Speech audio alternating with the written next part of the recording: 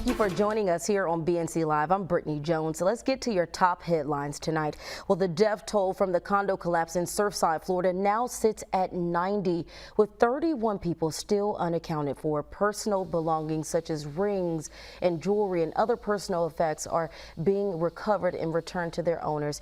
As the recovery operation continues, more than 14 million pounds of concrete and debris have been removed from the site. Some rescue crews deployed from out of state are returning home, including the rescue team from Israel. Search crews still at the scene say they will not give up until everyone is found.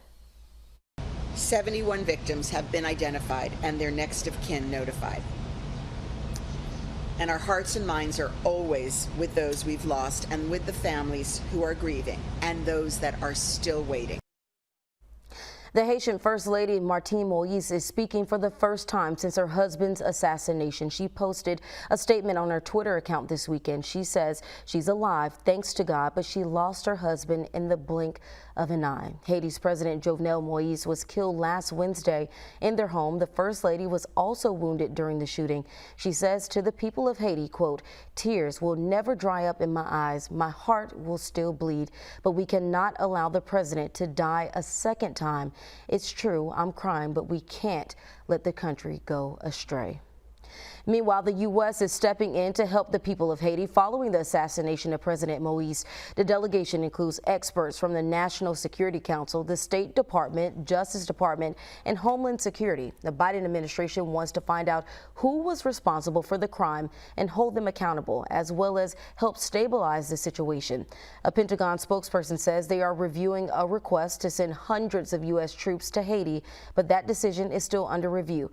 The delegation will engage with the Haitian government to learn more about their needs and then brief President Biden upon their return.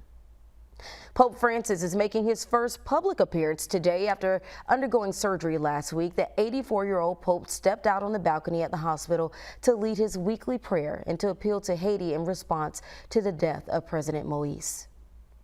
In the last few days, my prayer has often been directed to Haiti after the killing of the president and the wounding of his wife. I join in the heartfelt appeal of the country's bishops to lay down their arms, to choose life, to choose to live together fraternally in the interests of all and in the interests of others. I am close to the dear Haitian people. I hope that the spiral of violence will cease and that the nation will be able to resume the path towards a future of peace and harmony. Pope Francis is expected to be released from the hospital in the next few days. Turning now to the fight against COVID-19, data from Johns Hopkins University indicates 24 states have seen COVID-19 cases increase by at least 10% over the past week. The spread of the Delta variant has health experts and the federal government urging more people to get vaccinated. CDC numbers indicate the Delta variant accounted for nearly 52% of all new COVID-19 cases in the United States over the last 2 weeks that ended July 3rd. Health officials in Tennessee have linked a small coronavirus cluster to a meeting of the Southern Baptist Convention last month. And joining us now with the latest on COVID-19 is Dr. Lane Rowling, virologist and infectious disease expert. Doc, it's good to see you this evening. Hey, good evening. It's always good to see you. Super Sunday, Brittany. Well, Doc, the big question, why are we starting to see such a rise in these cases right now? Well, the reason why is that we have this new variant mutations in the Delta mutation, the double, triple mutation from India, the triple mutation from India, and then what's happening is that this virus is starting to ramp up and start to be another pandemic. And the reality is that even though we have a vaccination program, the virus is really immune to the vaccination and also the fact that people are just not being compliant. People out there, not wearing masks, people not washing their hands, people not continue to do the biosafety protocols and procedures that they need to do and create their own bubble. This Delta virus is 225% more transmissible than the alpha strain of the SARS-CoV infection. Also, this virus has the ability to affect you within 5 seconds, and this virus has an incubation period of about 4 days, which is 2 days shorter than the original alpha strain. So this virus, the Delta strain, is much lethal. It's much more effective, and the bottom line at the end of the day, this virus, the Delta mutation virus, is driving a new pandemic. And Doc, health officials are concerned about the Delta variant and the rise in COVID infections. Like you just mentioned, parts of the country are starting to fully reopen to bring back a sense of normalcy. Could we have yet another crisis on our hands? Oh, absolutely, Brittany. We can see it every day. This is the reality. Everybody needs to understand. We had a preview of what happened last year. 600,000 people died. Morbidity, mortality rates around the world elevated. Certain societies collapsed, economic insecurity, etc. Well, guess what, folks? We're in the second part of that act this year with the Delta mutation. So exactly that's what's happening. You look at states like Arkansas, Tennessee, Mississippi, Florida, California. The cases are going right off the roof. Hospitalization went up. ICU beds are being filled with people with the new Delta strain. And this particular Delta strain, Brittany, is pretty interesting because it's just not affecting older people. It's affecting younger people and adults, etc., even children. I had the opportunity the last 2 days to help take care of two COVID patients with the Delta strain. One was 36, another one was 24, and they were spitting up blood, had the full complement of the symptoms and signs of the Delta.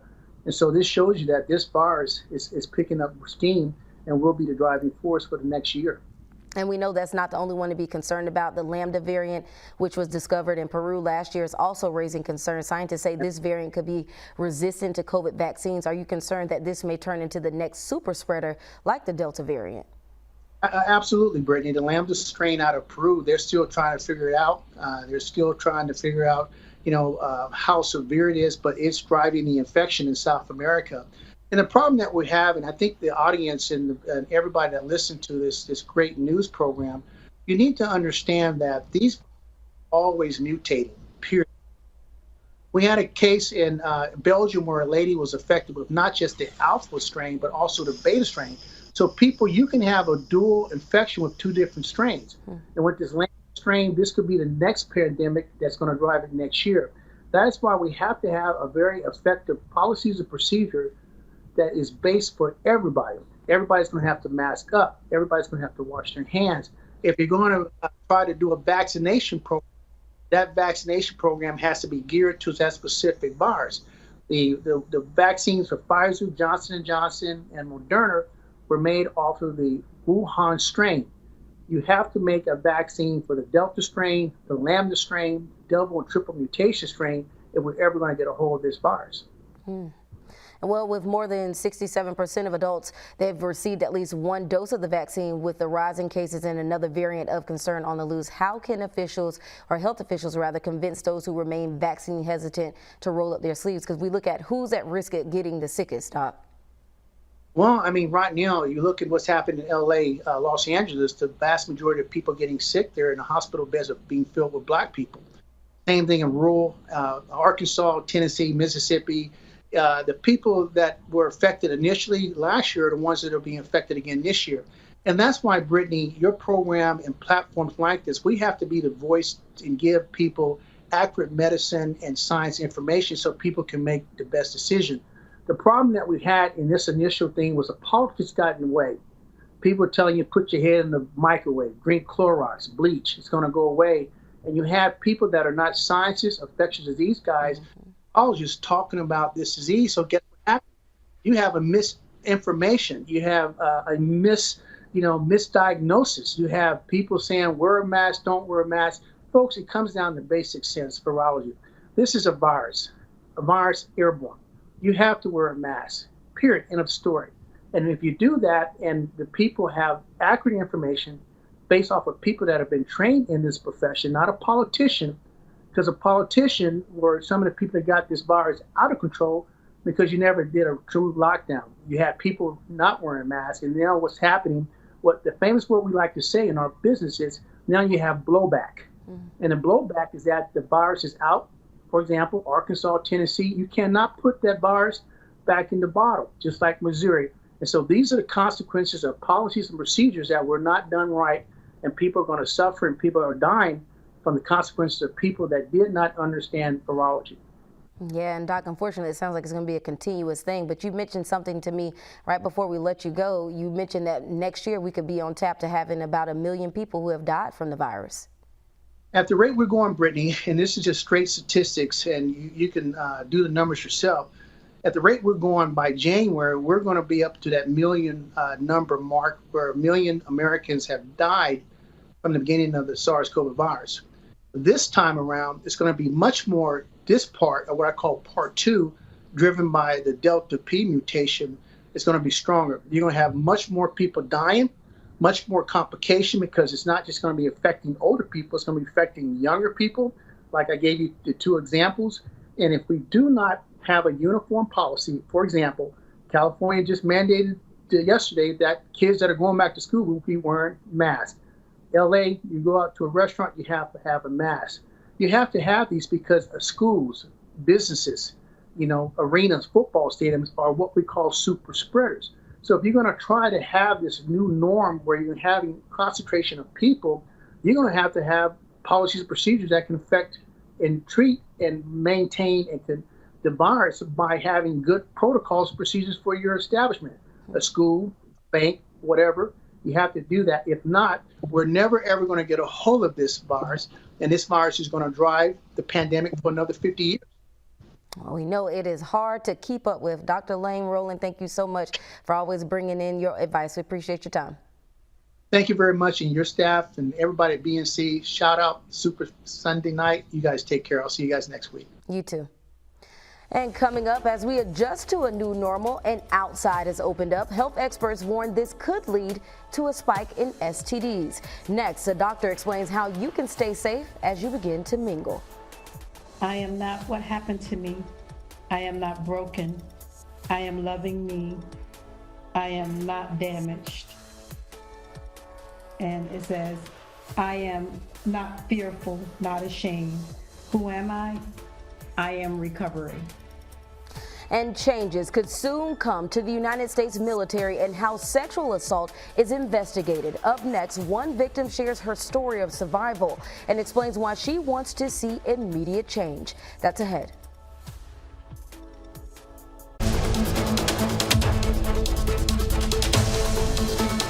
Welcome back. Well, as more folks get vaccinated, health experts say people are getting back on the dating scene, which could come with some consequences if you aren't safe. According to the CDC, more than 2.5 million sexually transmitted infections were reported in 2019.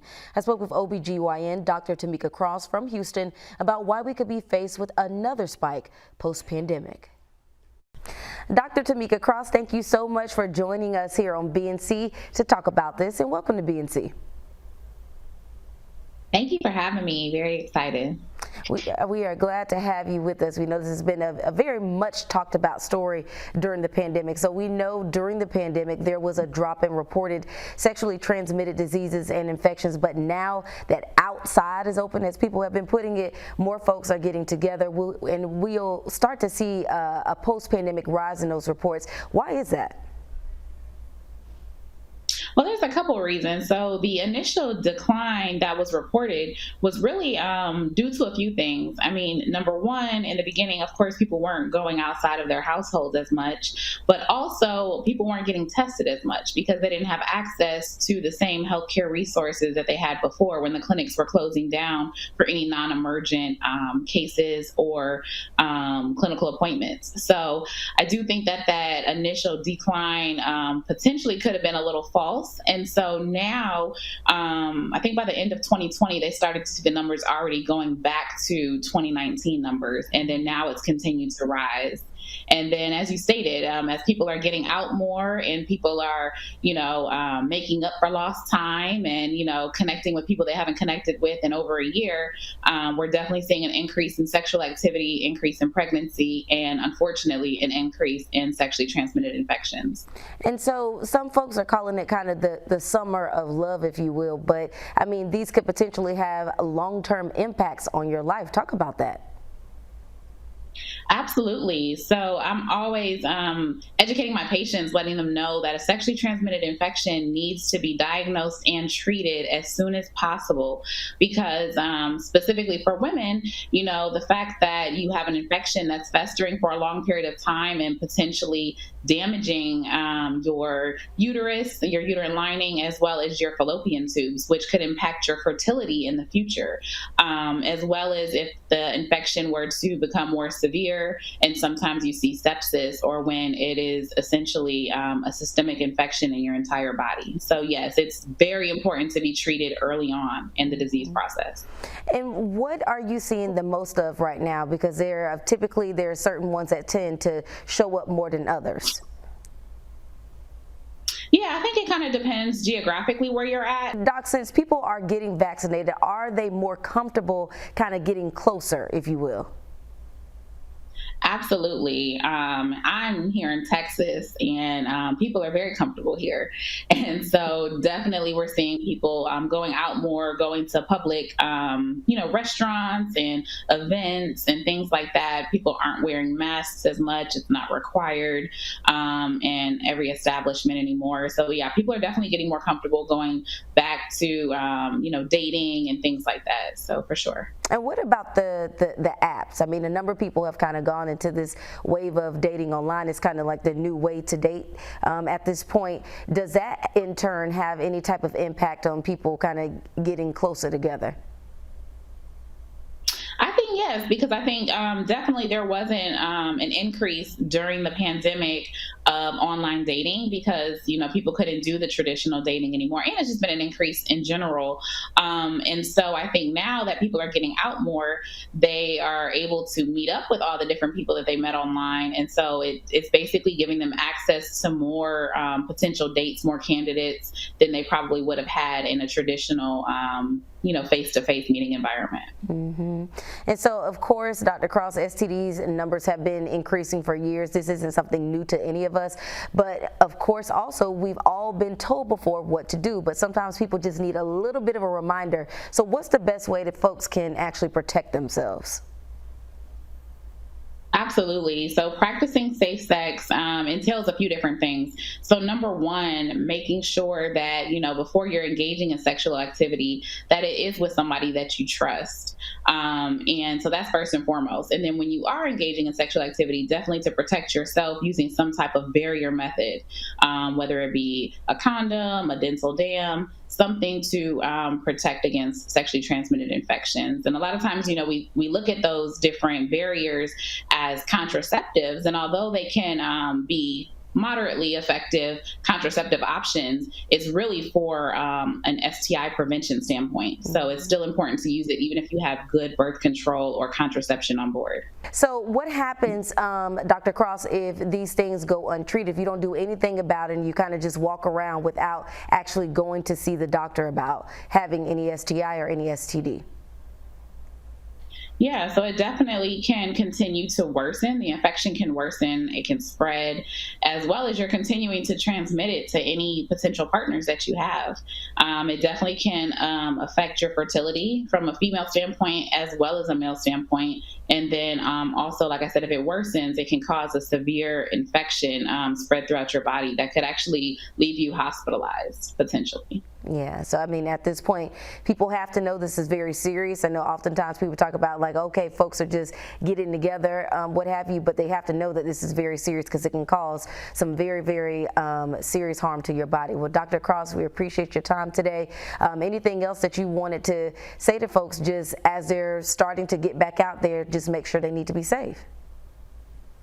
Yeah, absolutely. I just want to encourage everyone to definitely continue to protect yourself and make sure that you have condoms on deck at all times before engaging in sexual activity. And then also just, know your partner. And just because, you have been trapped in the house for a while and you're getting back out there, don't let this be an opportunity for you to catch something that is irreversible. That is very, very good advice there. Dr. Cross, we appreciate your time today. Thank you so much for having me. Of course.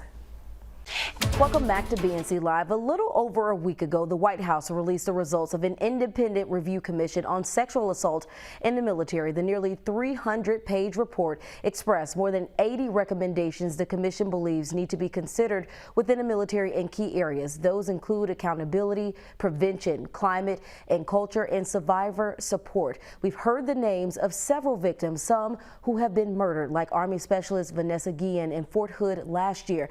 And right now in my hands, I'm holding the 27-page gruesome military police report of one victim who thankfully found her way out, but who has never been the same since. Here's part one of my interview with former Private Hall Sandra Shank. This is something that you've still been dealing with 30-something years later. And what happened? So I was raped on October 24th, 1986. And he was actually not my drill sergeant of my platoon, but he was within my company, but he was in another platoon. And the night that he raped me, he was in charge that night, overnight. So basically I was sleeping in my bunk. He came and woke me up and told me to report to his office. I had no idea what was about to happen to me and that it would change the rest of my life. And he raped me. And when I went back to my barracks, I was crying and I showered. And then that morning for breakfast, I'm still crying. And my bunk buddy kept asking me, what happened? What happened? What happened? And I finally told her that he raped me. And so she went, which was a saving grace. She went and got the chaplain and brought the chaplain to me. And I told the chaplain what happened. And the chaplain in turn called the MPs. And that was the total difference that happens in a lot of these cases. If my bunk buddy had taken another course of action, or if I had gone to my sergeant, my drill sergeant, we probably would not have had a documented case. But because she went to the chaplain and the chaplain called the MPs and the MPs got involved, that's why all of the paperwork that I sent you exists. President Joe Biden and what the Defense Secretary Lloyd Austin, with the changes that has been brought forth with being able to move the cases out of the commander's hands, that was not the case. Not only was I raped by the drill sergeant, but the way that I was treated as a result of, because of the consequence of it being reported, it was horrific. And I was very depressed. And so I remember him saying to me one day when I stepped off the bus, you think you're tough, I'm gonna break you. I had no idea what he meant by that. And if it were not by the grace of God, he almost accomplished what he said, that he was gonna break me. Because when I attempted suicide and the years now after, 35 years almost, has been one long struggle. I started therapy with Dr. Ashcroft, and that was the first time that I had actually gone into addressing the rape. For those 12 years, it had been a very, very, very silent struggle. I struggled really badly because I got my first fatigues when I was 7 years old. And so I had a dream that had been taken away from me. And me growing up in the inner city in Miami, I knew what it meant to be on guard for different things, right? To be safe. But here, the military represented everything to me good. So going in the military, I did not feel like I had to be the same level of on guard, the same level at, like in the inner city, because here it was an institution that I respected. It was an institution that I thought was honorable, that I thought was just, that I had already made up in my mind that I was going to devote 30 years of my life to, because I believed in this institution. So when this happened to me, it destroyed all of that. It destroyed all of that. But there's still this part of me that, because I wanted it for so long and so badly, that struggled with still wanting to be a soldier, still wanting to serve my country. But this drill sergeant took so much from me. He not only took my body, he nearly took my soul. And I'm so grateful that Sandra shared her story with us, because it's not easy to share that story. Well, according to the IRC, more than 20,000 service members experience sexual assault every year, but less than 8,000 actually report their assaults. President Biden says he supports removing investigation and prosecution of sexual assault cases from the control of commanders. We'll show you much more from my interview with Sandra here on BNC this week. Well, just ahead, suffering in silence is no longer a concern for her. Now she's making sure that it's not a concern for other women. One business owner's new technology changes the game for disposable menstrual products. We'll tell you how next with Entrepreneur Sunday. And coming up in sports, we're talking NBA Finals with a former NBA coach. We've got his exclusive take on the games. Plus, find out what Major League Baseball icon is tonight's King of the Hill. James Hill is up next. Women tend to suffer in silence during their menstrual cycle, but new technology could help reverse or alleviate the uncomfortable part of a woman's cycle. This Entrepreneur Sunday, Kalinda Bryant, brand ambassador for Rain Sanitary Napkins, shows how she's helping women protect our most precious jewels. Kalinda, it's so good to have you with us here on BNC. Thank you. I'm very happy to be here. We are excited to talk about this. It's so important to all women out there. So Rain Pads is a Black-owned business designed to protect a woman's most precious jewel in the world. That's according to your website, and the idea came from a concerned father. Tell us more about that and why it's so important to have a product that covers all the bases, especially for Black women. Well, that concerned father, who's the owner and designer, along with his wife, Demond Crump and Kiana Crump. And his concern was that he's married with 3 children and three girls, as a matter of fact. And he saw the discomforts that they were having during the time of the month. And he figured that there may be something that he can do to help his jewels. And they decided to come up with a sanitary napkin that would take care of the issues that his daughters and his wife were having. Yeah, I mean, and you as a woman, why is that so important to have something that kind of speaks our language, if you will? Well, you know, women have been suffering in silence for a long time.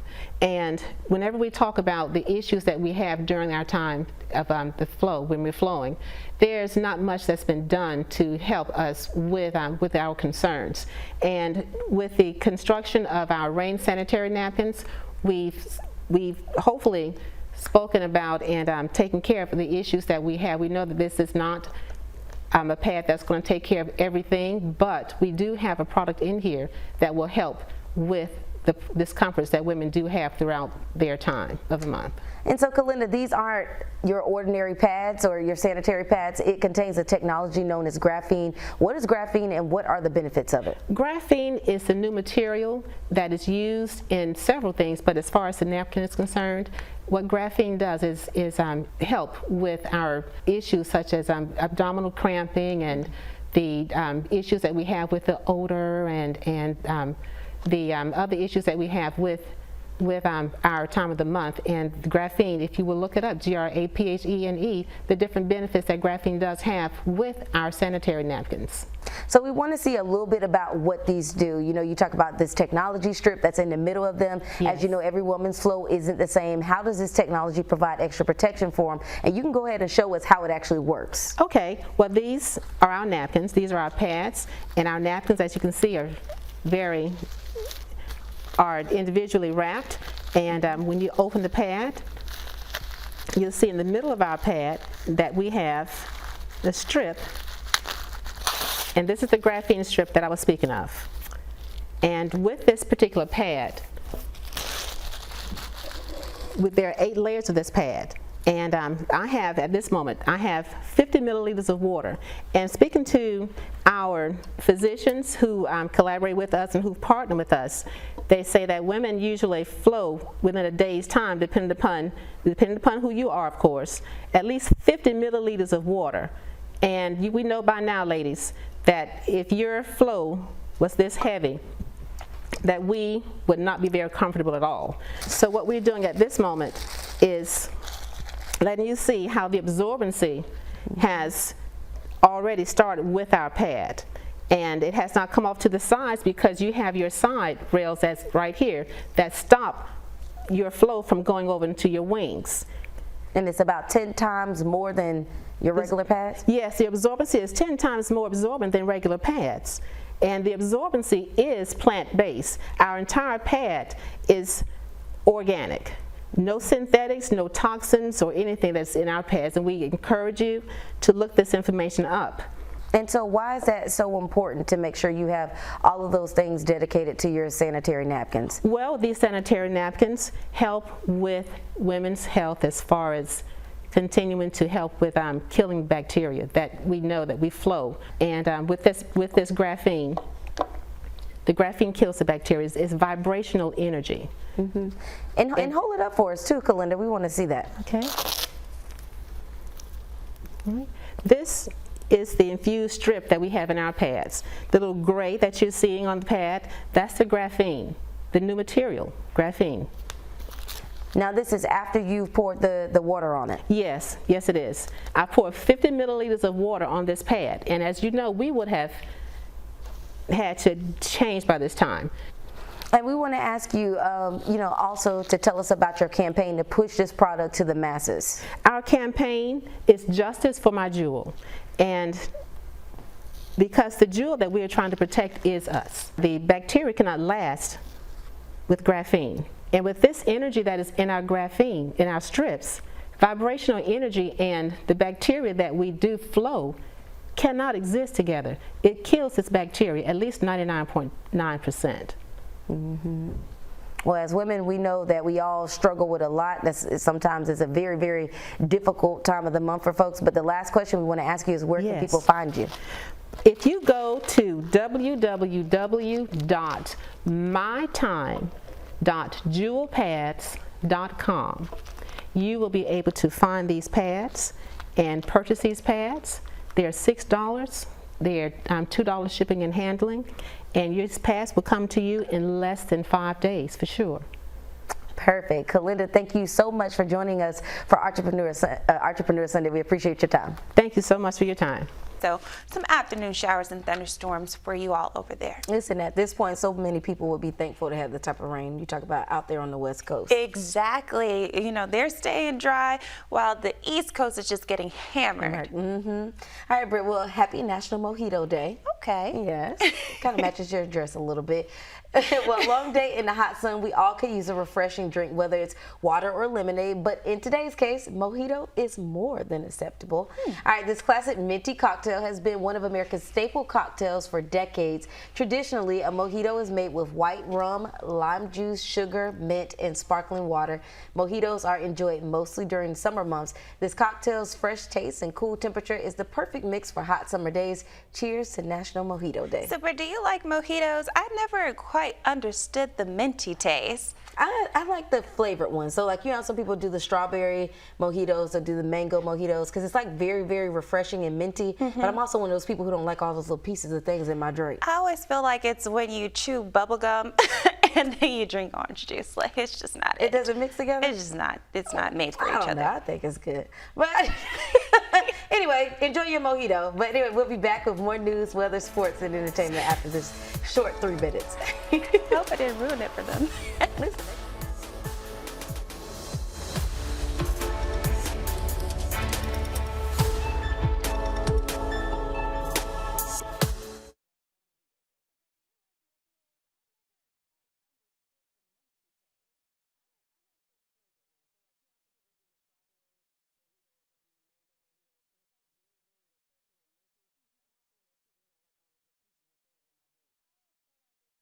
It's still going to be rainy and wet. Cool, and you also need good weather when it comes to producing good fruit. That's right. All right, so today, cherry lovers, listen to this. It's National Rainier Cherry Day, and instead of showing you video, we're going to show you what I brought because I eat them all the time. Yes, so, Brittany always has the fruit. Yes, I'm always sharing. So, here, you got to taste one. Thank you. Is it your first time?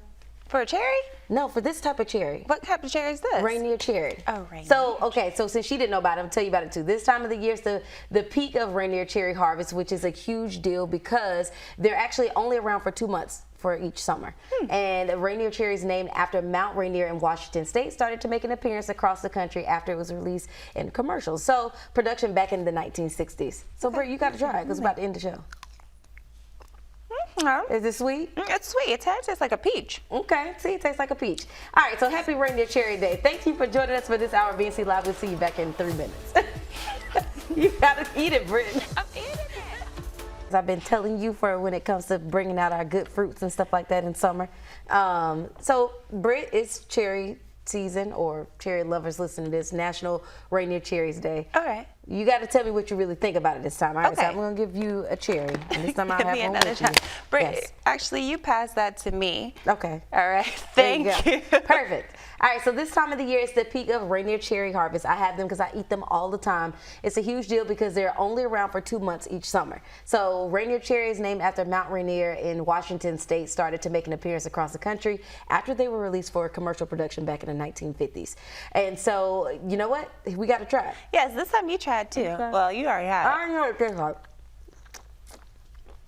Okay. See, it's known for its sweet taste, a cross between 2 types of cherries. And oh my gosh, it's my producer in my ear. Anyway, so hopefully you guys love these. These taste good to me. Brittany, you think it's good? You get it again? I'll go buy a pack. All Britt. right. Happy National sold. Rainier Cherry Day. Have a good night, everybody. We'll see you back here next weekend. Enjoy.